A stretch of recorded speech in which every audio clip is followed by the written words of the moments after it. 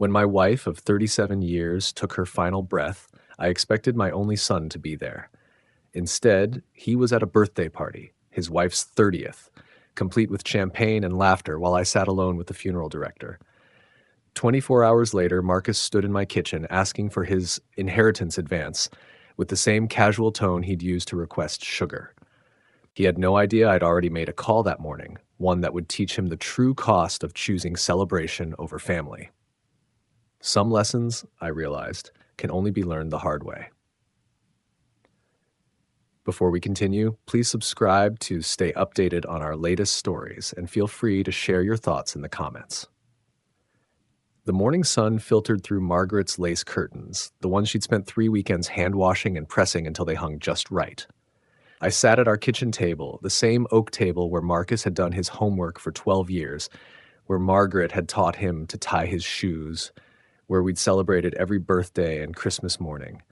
The house felt impossibly quiet without her humming while she made coffee. I'd built this place with my own hands 35 years ago. Every beam, every tile, every carefully chosen fixture represented overtime shifts at the construction company and weekend projects that stretched into months. The kitchen alone had cost me $8,000 when Marcus was 10, money I could have spent on the motorcycle I'd always wanted. But Margaret loved to cook, and I loved making her happy. The phone rang at exactly 9:47 a.m. I remember the time because I was staring at Margaret's clock, the ceramic rooster she'd bought at that little antique shop in Vermont during our anniversary trip. "Dad?" Marcus's voice sounded strained, almost guilty. I'm sorry about yesterday. Yesterday. The day I'd buried my wife of 37 years while my son celebrated his wife's birthday with a champagne toast 60 miles away. I'd called him that morning, my voice breaking as I told him the funeral home needed final numbers for the reception. "Marcus, please, your mother," I'd whispered into the phone. "Dad, I know this is hard, but Sarah's already planned everything. The venue's booked, people are coming from out of state. We can't just cancel." Mom would understand. Mom would understand. Margaret, who'd sewn Sarah's wedding dress by hand. Margaret, who'd babysat their dog for two weeks when they went to Europe. Margaret, who'd written Sarah birthday cards with $20 bills tucked inside, even though we were living on my pension and her Social Security. Now Marcus was standing in my kitchen, shifting from foot to foot like he used to when he'd broken something as a child. But he wasn't a child anymore. He was 34 years old, wearing a designer shirt that probably cost more than Margaret's last 3 grocery trips combined. "Listen, Dad," he began, his voice taking on that rehearsed tone I'd started recognizing over the past few years. "Sarah and I have been talking, and with Mom gone now, well, this house is pretty big for just you." I said nothing. Let him dig his hole deeper. "We were thinking maybe it's time to consider your options. Sarah found this great senior community about 20 minutes from us. Really nice place, Dad. They have activities, meal plans, medical staff on site." He paused, studying my face. "The thing is, we'd need to move pretty quickly on something like that. Before the real estate market shifts, you know? Before the real estate market shifts. This house that I'd poured my life into, that contained every memory of my marriage, every moment of Marcus's childhood.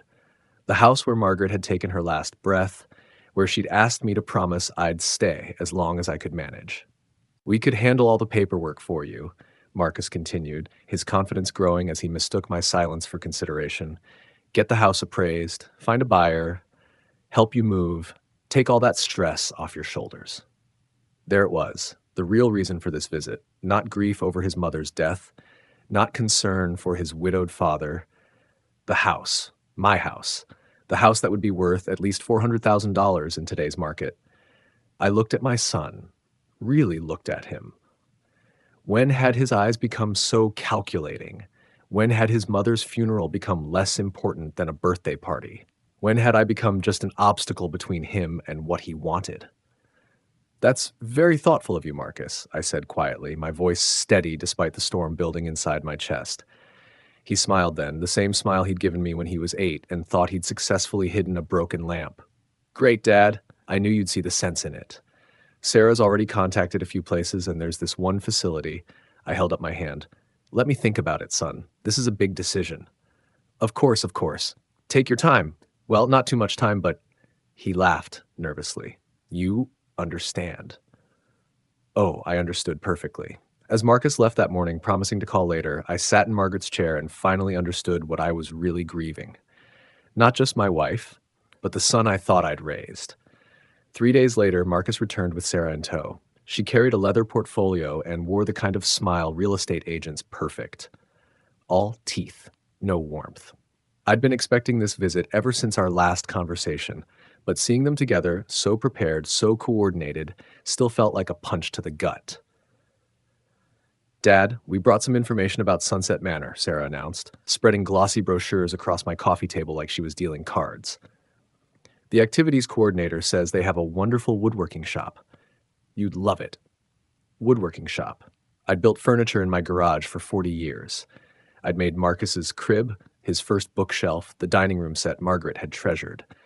Now, they wanted to stick me in some institutional workshop like a child playing with blocks. Marcus, I said, ignoring Sarah's presentation entirely, do you remember when you were 16 and crashed my truck? He shifted uncomfortably. Dad, what does that have to? You remember how I didn't sleep for 3 days, working double shifts to pay for the repairs? How I sold my fishing boat, the one I'd saved for 2 years to buy, so you wouldn't have to face the insurance consequences. That was different, Dad. I was a kid. Different how? I stood up, walking to the mantelpiece where Margaret's wedding ring sat in a small velvet box.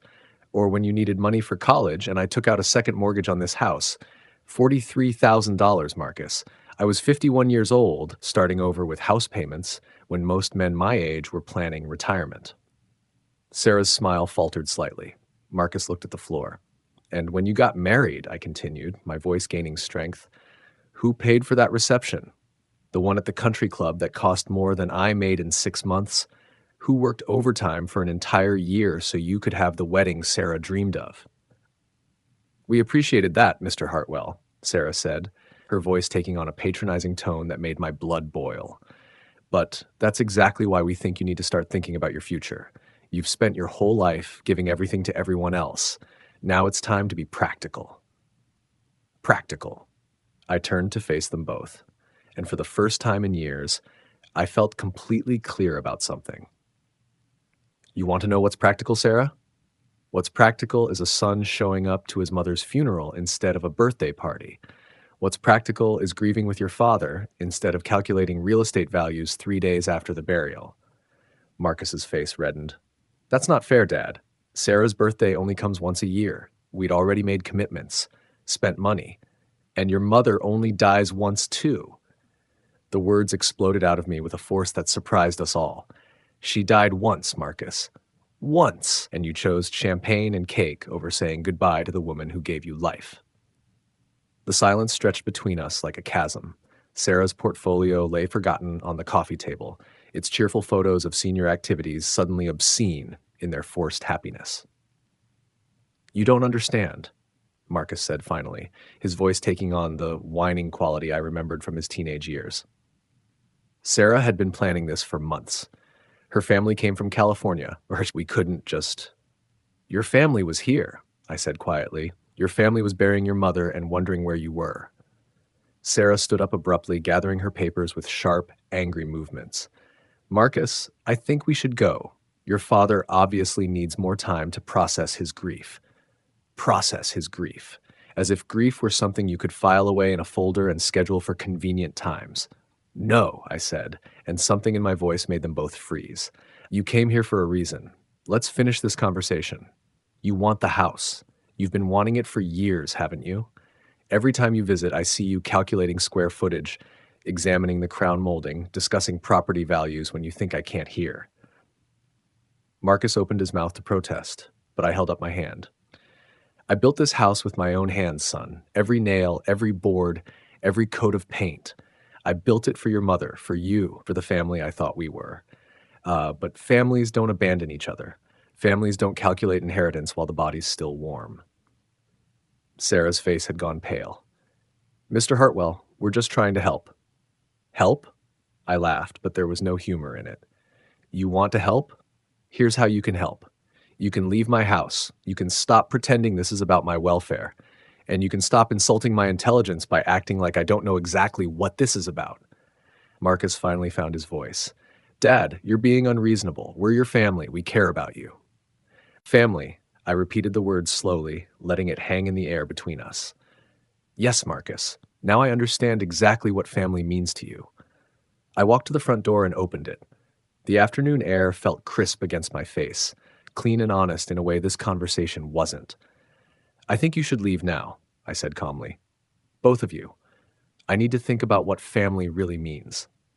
As they gathered their things and headed for the door, I saw something in Marcus's eyes I'd never seen before.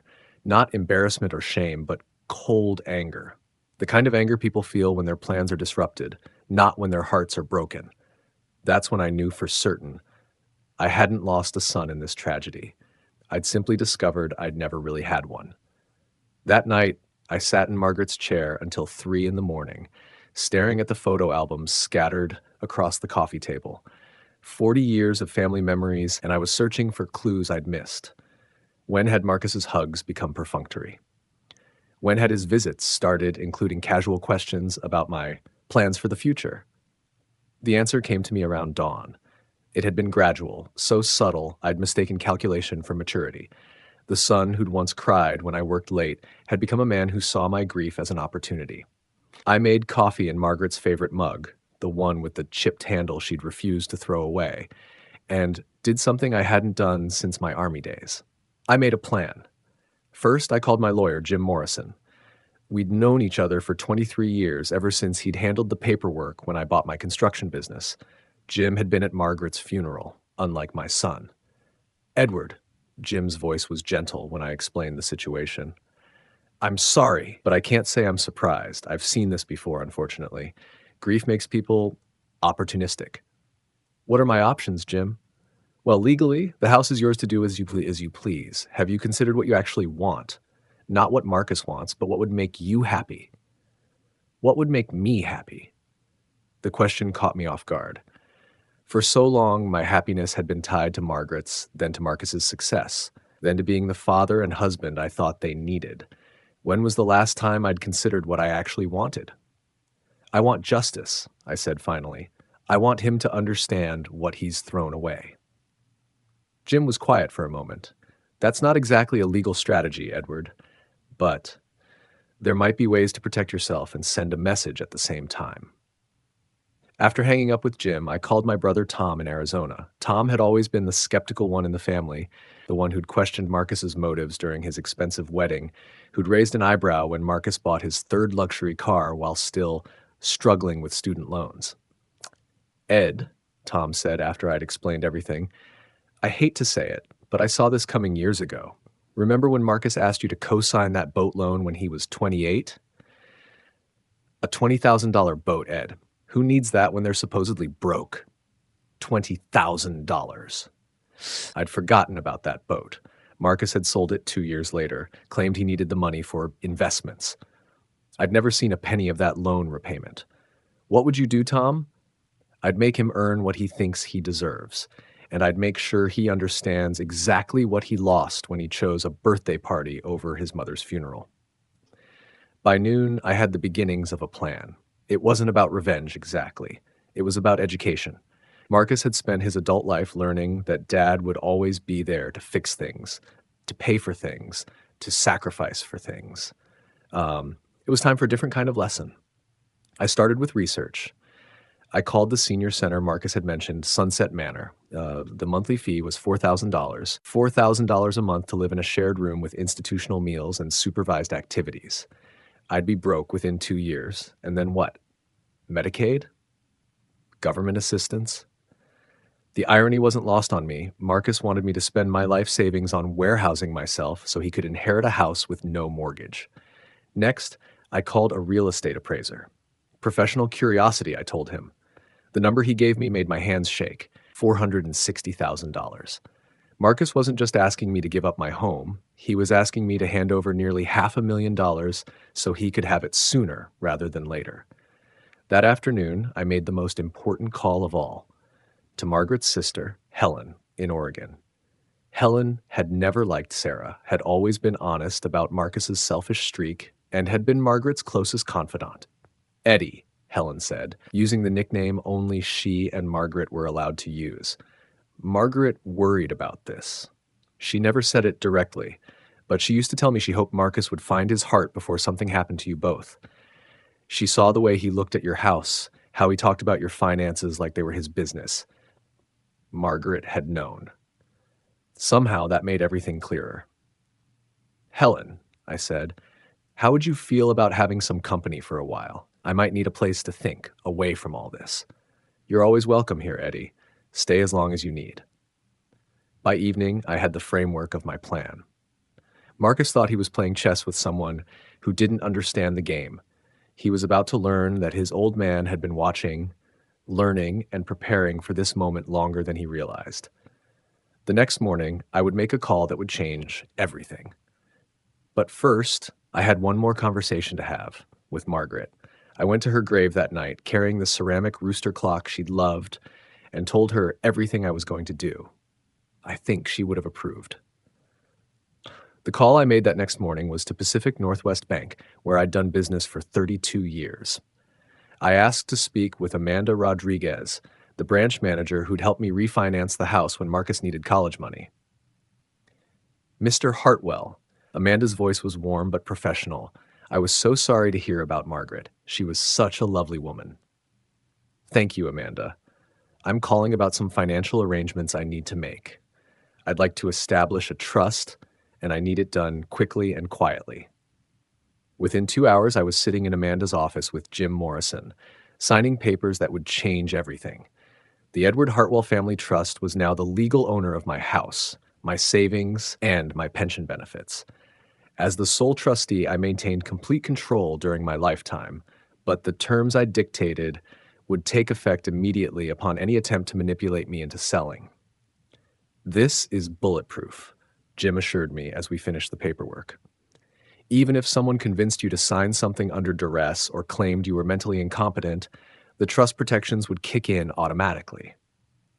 The beauty of it was in the details. If anyone, specifically Marcus, tried to force me into a care facility or pressure me to sell the house, the trust would immediately donate everything to the Veterans Administration and the local animal shelter. Margaret would have loved that touch. She'd volunteered at the animal shelter for 15 years. Marcus called that afternoon, his voice falsely cheerful. Hey, Dad. Sarah and I were talking, and we realized we came on a little strong yesterday. Why don't we take you out to dinner tonight? That new steakhouse you like. That's thoughtful, Marcus, but I'm not really up for going out. Oh, well, maybe we could bring something over? We could look at those brochures together. No pressure. No pressure, right? Actually, son, I've been doing some thinking about what you said, about being practical.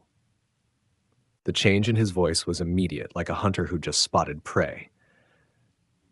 Really? That's great, Dad. I knew you'd come around. I've decided you're right. I am getting older, and this house is too much for me. I let that sink in for a moment. So I've made some arrangements. His voice was eager now, almost breathless. I'm going to visit your Aunt Helen in Oregon for a while. She's getting older too and could use the company. I'm flying out next week. Silence. Then, for how long? I'm not sure. Maybe permanently. Oregon's nice this time of year, and Helen has that lovely little guest house on her property.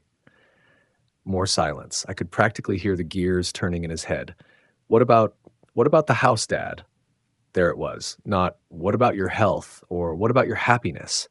Just the house. Oh, I've taken care of that. I won't bore you with the legal details, but everything's arranged. You don't need to worry about it. Arranged how? His voice had gone sharp, suspicious. Trust me, Marcus. It's all handled. Very practical, just like you suggested. That evening, Sarah called. Not Marcus. Sarah. That told me everything I needed to know about who was really driving this train. Mr. Hartwell, Marcus told me about your Oregon plans. That sounds lovely, but don't you think you should discuss major life decisions with your family first? Family. She kept using that word like a weapon. Sarah, I appreciate your concern, but I'm 71 years old. I think I can decide where to live without a committee meeting. Of course. It's just that there are practical considerations. The house, your finances, your healthcare needs, these things affect all of us. All of us. As if she'd earned the right to be included in my life decisions by marrying my son and then encouraging him to skip his mother's funeral. Everything's taken care of, Sarah, very thoroughly. But what does taken care of mean exactly? Marcus and I are just concerned that you might make hasty decisions while you're grieving. I almost admired her directness. Almost. It means, Sarah, that I've made the practical choice you both suggested. I'm simplifying my life, reducing my responsibilities, and making sure everything is handled properly. Could we maybe see the paperwork, just to make sure everything's in order? The paperwork. They wanted to see the paperwork. I don't think that's necessary. My lawyer handled everything. Jim Morrison. You remember Jim, don't you? He's been the family attorney for over 20 years. Another long pause. I could almost see her exchanging looks with Marcus. When exactly are you leaving for Oregon? Next Tuesday morning. Early flight. That night, Marcus showed up at my door unannounced.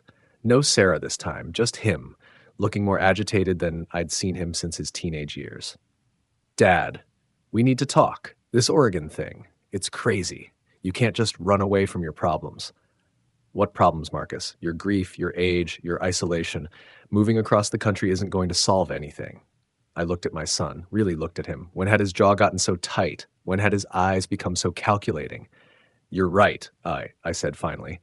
Running away won't solve anything, but sometimes a man needs perspective to see what's really important.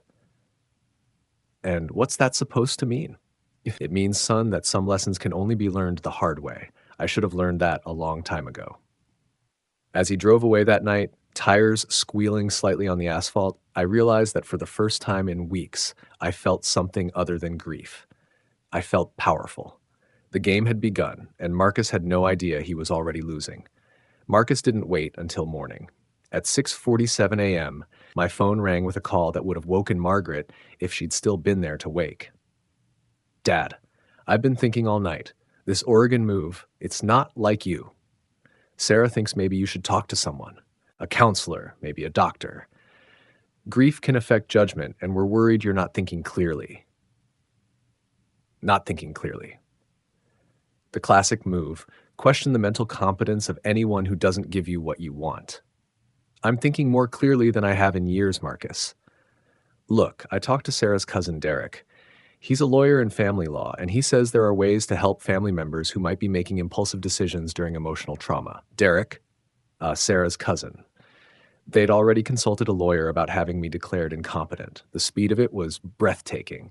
Less than 12 hours from learning about my Oregon plans to threatening legal action. That's interesting, Marcus. I talked to a lawyer too. Yesterday, actually. Silence on the other end of the line. Jim Morrison and I had a very productive meeting. We discussed all sorts of things: estate planning, trust arrangements, competency challenges. Jim's been practicing law for 35 years, you know. He's seen every trick families try to pull on aging parents.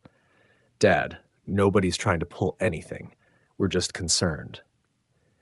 About my welfare or about the house, Marcus? Because there's a difference, and we both know which one is keeping you awake at night. That afternoon, Derek showed up at my door, not with Marcus or Sarah, but alone. He was younger than I'd expected, maybe 35, with the kind of practiced smile that probably worked well on juries. Mr. Hartwell, I'm Derek Paulson, Sarah's cousin. I wonder if we could chat for a few minutes? Are you here as Sarah's cousin or as a lawyer, Derek? His smile flickered. Well, both, I suppose. I understand you're planning some major life changes, and Sarah asked me to make sure you understand all your options. Come in, then. But I should tell you up front, I've been expecting this visit. Derek's confidence wavered slightly as we sat in my living room. I offered him coffee in one of Margaret's china cups, the good set she'd only used for special occasions. Let him feel the weight of family history while he tried to manipulate me. Mr. Hartwell, I want to be direct with you. Sometimes when people experience grief, they make hasty decisions that seem logical in the moment, but might not be in their best long-term interests. Like my son skipping his mother's funeral for a birthday party. Derek shifted uncomfortably.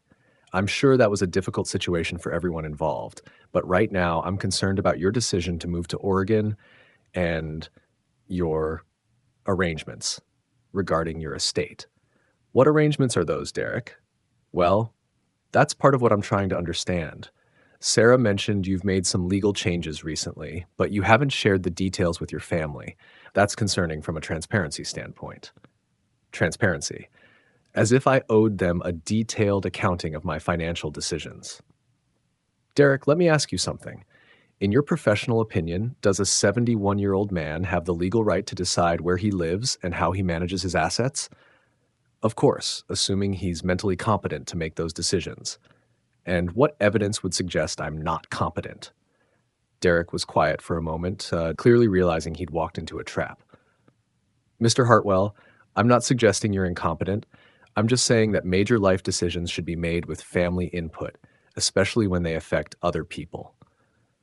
Affect other people how? Well, if something were to happen to you in Oregon, far from your support system here. You mean far from Marcus and Sarah's ability to monitor my assets? Derek stood up abruptly. I think there's been a misunderstanding here. I'm just trying to help. No, Derek. You're trying to find legal grounds to challenge my decisions because they don't benefit your cousin and her husband. But here's what you might not know. I spent 4 years in the Army, 30 years running a successful business, and 40 years raising a family. I'm not some confused old man you can intimidate with legal threats.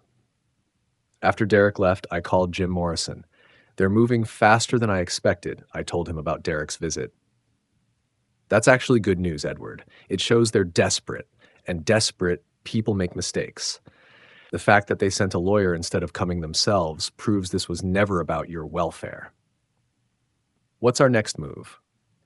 We wait, and we document everything. Every phone call, every visit, every attempt to pressure you. If they're foolish enough to pursue a competency challenge, we'll be ready. That evening, I did something I hadn't done since Margaret died. I cooked myself a proper dinner, pot roast with her secret spice blend, mashed potatoes, green beans from the garden she'd planted last spring. I set the table with her good china and lit the candles she'd always insisted on for Sunday dinners. As I ate, I thought about power. For 40 years, I'd given it away, to Margaret because I loved her, to Marcus because I thought that's what good fathers did. But power isn't something you give away. It's something people take when you're not paying attention. Marcus had been taking my power for years, so gradually I hadn't noticed. The casual questions about my finances, the suggestions about practical living arrangements, the slow transformation of family visits into appraisal sessions. But there's something Marcus had forgotten in all his calculating. I'd built my life from nothing once before. I could do it again if I had to. The phone rang at 9:30 p.m. Sarah's voice was tight with barely controlled anger. Mr. Hartwell, I understand you spoke with Derek today. Like he said you were uncooperative. I was honest, Sarah. Perhaps that's the same thing in your mind. We're trying to help you, and you're treating us like enemies. Sarah, let me ask you something. When you and Marcus discussed my options for the future, did you ever consider what I might want? Or was it all about what would be most convenient for you? The line went quiet for so long I thought she'd hung up. We'll see about this, Mr. Hartwell. Family takes care of family, whether they want help or not. After she hung up, I sat in Margaret's chair and smiled for the first time since the funeral. They thought they were escalating, but they were actually giving me exactly what I needed. Evidence of their true intentions. Every threat, every legal consultation, every attempt to declare me incompetent was another nail in the coffin of any claim they might have to my sympathy or my assets. The best part? They were doing all the work for me. The morning of my supposed flight to Oregon, I was sitting in my kitchen at 6 a.m., fully dressed but with no luggage in sight. The coffee was fresh, the newspaper was folded neatly beside my plate, and I was waiting. At exactly 6:43 a.m., I heard a car in my driveway. Marcus had brought reinforcements. Through my window, I watched him, Sarah, Derek, and two people I didn't recognize get out of a black SUV. One was a middle-aged woman with a clipboard, the other an older man in a cheap suit. They moved with the coordinated precision of people who'd done this before. I opened the door before they could knock. Good morning, Marcus. Sarah? Derek? I nodded to the strangers. And you must be the social worker and the county mental health evaluator. Right on time? The woman with the clipboard looked surprised. Mr. Hartwell, I'm Janet Morrison from Adult Protective Services. We received a call expressing concern about your welfare. I'm sure you did, Janet. Please come in, all of you. I've been expecting this visit. They filed into my living room like an invasion force, but I noticed something interesting. Marcus wouldn't meet my eyes. Sarah kept checking her phone. Derek looked less confident than he had yesterday. Only the two officials seemed comfortable, and that was probably just professional training. Mr. Hartwell, the man in the suit, began, I'm Dr. Peterson. I understand there are concerns about some recent decisions you've made. What kind of concerns, doctor? Well, according to the report we received, you've made sudden arrangements to move across the country, you've been secretive about financial changes, and you've been resistant to family input on important decisions. I nodded thoughtfully. That's all accurate. Would you like to know why? Dr. Peterson exchanged a glance with Janet Morrison. Of course. I walked to my dining room table, where I'd laid out everything that morning. Bank statements going back 5 years, loan documents, receipts, the trust papers, phone records from the past week, photographs of Margaret's funeral with obvious absences noted. Let's start with the financial secrecy, I said, picking up a folder thick with documents. This is every dollar I've given or loaned to Marcus in the past 20 years. College tuition, $43,000. Wedding expenses, $37,000. Car down payments, $15,000. Emergency loans, $22,000. Co-signed debt that I ended up paying when he defaulted, $18,000. Grand total, $135,000. Sarah's face had gone pale. Marcus was staring at the floor. Here's what I received in return. I picked up a much thinner folder. Christmas gifts averaging $40 per year, birthday calls that lasted less than 5 minutes, and visits that became increasingly focused on questions about my plans for retirement, and observations about how big my house was for just 2 people. Dr. Peterson was taking notes, but his expression had shifted from professional concern to professional interest. Now, about the sudden decision to relocate, I continued, pulling out my phone records. Marcus called me at 6:47 a.m. yesterday, suggesting I needed mental health evaluation. Sarah called at 9:30 p.m., threatening that family takes care of family whether they want help or not. Derek here visited yesterday to assess my mental competency. And Janet, according to your report, the concern call was made at 11:15 p.m. last night. I looked around the room at their faces. In other words, in the space of 17 hours, my family went from suggesting I needed counseling to having me investigated by the state. Does that timeline seem reasonable to any of you professionals? Janet Morrison cleared her throat. Mr. Hartwell, what prompted these concerns from your family? Excellent question. Let me show you. I pulled out a real estate appraisal and placed it on the coffee table. My house is worth $460,000, free and clear. Marcus and Sarah suggested I sell it and move into a care facility that costs $4,000 per month. Simple math says I'd be bankrupt in 8 to 10 years, at which point the state would take over my care costs. Dr. Peterson looked up from his notes. And where would the proceeds from the house sale go? Well, that's the interesting part. Marcus never actually said, but given that he's my only heir, I assume he was planning to manage that money for me. Sarah finally spoke up, her voice shaking with anger. That's not fair. We were trying to help you process your grief and make rational decisions. Sarah, I said quietly, let me ask you something. What was Margaret's middle name? She stared at me blankly. How about her favorite flower? The name of her childhood dog? Her mother's maiden name? Anything at all about the woman whose funeral you encouraged my son to skip? Silence. Dr. Peterson, Janet, let me show you what rational decision-making looks like. I pulled out the trust documents. I established a legal trust with my attorney, Jim Morrison, no relation to Janet here, who's handled my legal affairs for 23 years. The trust protects my assets from exploitation while ensuring I maintain complete control during my lifetime. What happens to the assets if something happens to you? Dr. Peterson asked. They're distributed to charities that were important to my wife. The Veterans Administration where I served, the animal shelter where Margaret volunteered, organizations that actually help people instead of manipulating them. Marcus finally looked up. Dad, you can't be serious. I'm your son. Yes, Marcus, you are my son.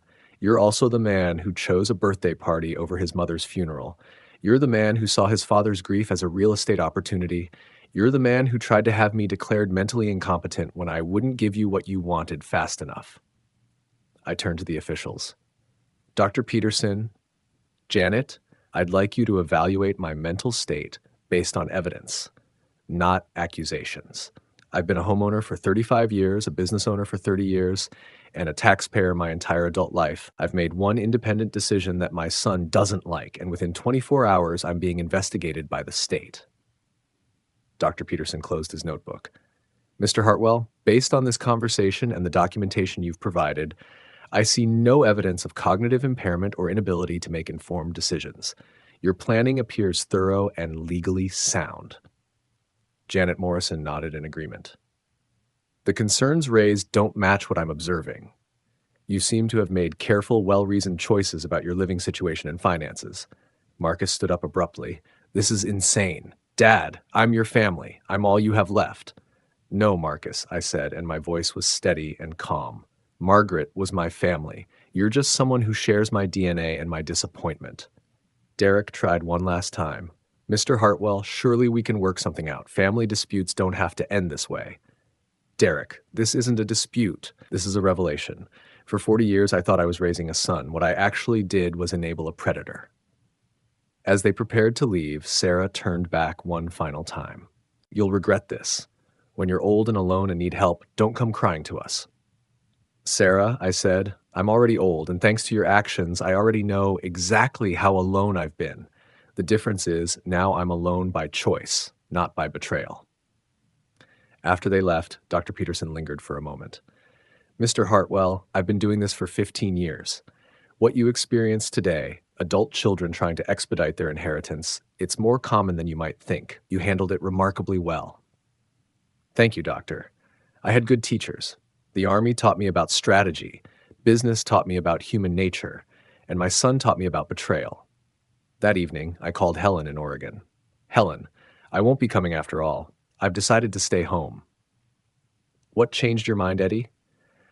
I looked around my living room, at the photos of Margaret, at the furniture I'd built with my own hands, at the home that contained 40 years of real memories. I realized that running away from the problem wouldn't solve it, but facing it head-on just did. 6 months later, I'm sitting in my garden, watching Margaret's roses bloom for the first time since she planted them. It's funny how flowers know to keep growing even when the gardener is gone. Maybe there's a lesson in that. The house feels different now, not empty, but peaceful. I've learned the difference between solitude and loneliness. Solitude is choosing to be alone with your thoughts and your memories. Loneliness is being surrounded by people who don't really see you. I had been lonely for years without realizing it. Marcus has tried to contact me exactly 4 times since that morning with the officials. The first call came 2 weeks later, when he'd apparently consulted another lawyer who told him the truth about trust law, that his threats and manipulation had actually strengthened my legal position rather than weakened it. He left a voicemail saying we should talk things through like adults. I deleted it without calling back. The second attempt was a letter delivered by certified mail, written in Sarah's handwriting but signed with Marcus's name. It was full of words like misunderstanding and family healing and moving forward. What it didn't contain was a single word of genuine apology or acknowledgement of what they'd actually done. I filed it with the other documents Jim Morrison suggested I keep, just in case. The third contact came through Helen, of all people. Marcus had somehow tracked down her number and called to ask if she could talk sense into Dad.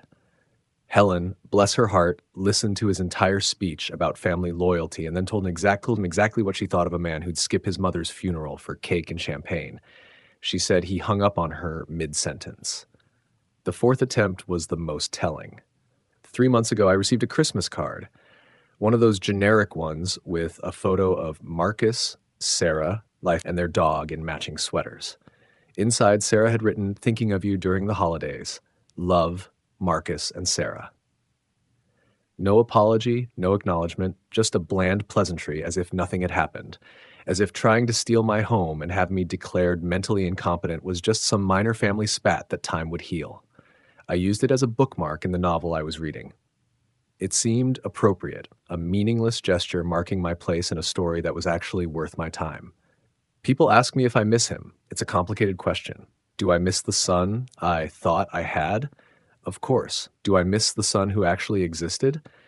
That's harder to answer because I'm not sure he ever really existed at all.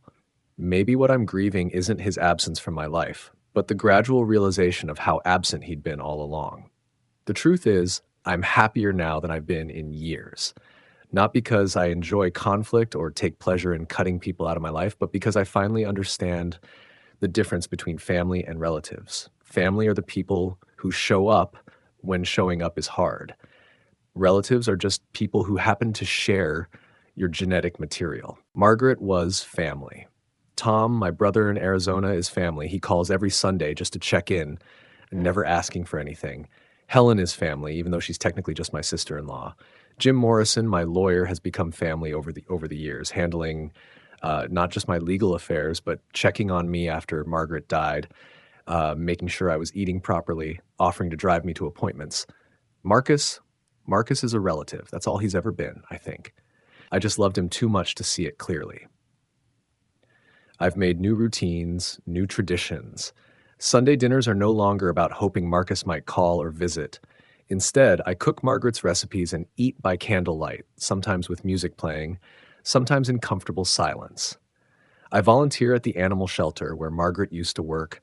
The dogs don't care about my age or my financial situation. They just want attention and treats and the occasional belly rub. I've started woodworking again, something I'd given up years ago when Marcus convinced me my garage workshop was taking up too much space. I'm building a bench for Margaret's grave, carved with roses like the ones in our garden. It feels good to work with my hands again, to create something that will last. The house that Marcus coveted so desperately, it's exactly where it should be, in my name, under my control, protecting me from anyone who might mistake my generosity for weakness. The money he thought he was entitled to, it's growing in carefully managed investments, earning enough to keep me comfortable while ensuring that the charities Margaret cared about will be well funded long after I'm gone. There's a particular satisfaction in knowing that every dollar Marcus thought he was going to inherit is instead going toward causes that actually help people. The Veterans Administration will build housing for homeless veterans. The animal shelter will expand their medical facilities. These organizations understand something Marcus never learned, that taking care of others is a privilege, not a burden. I keep Margaret's picture on my nightstand, and sometimes I tell her about my days. I think she'd be proud of how I handled everything. She always was stronger than people gave her credit for, and she never tolerated selfishness or manipulation. I can almost hear her voice saying what she always said when someone disappointed her. Well, now we know who they really are. The final lesson in all of this isn't about revenge or justice, though both have their place. It's about the courage to see people as they truly are, not as we hope they might be. It's about understanding that love doesn't require you to accept mistreatment, and that family isn't defined by blood but by behavior. Some bridges are worth burning. Some relationships are more toxic than beneficial. Some people earn their place in your life through their actions, and others forfeit it the same way. I'm 71 years old, and I finally understand what it means to live peacefully. Not because nothing bad ever happens, but because I've learned to protect what matters and let go of what doesn't. The roses are blooming, the house is quiet, and I am exactly where I belong.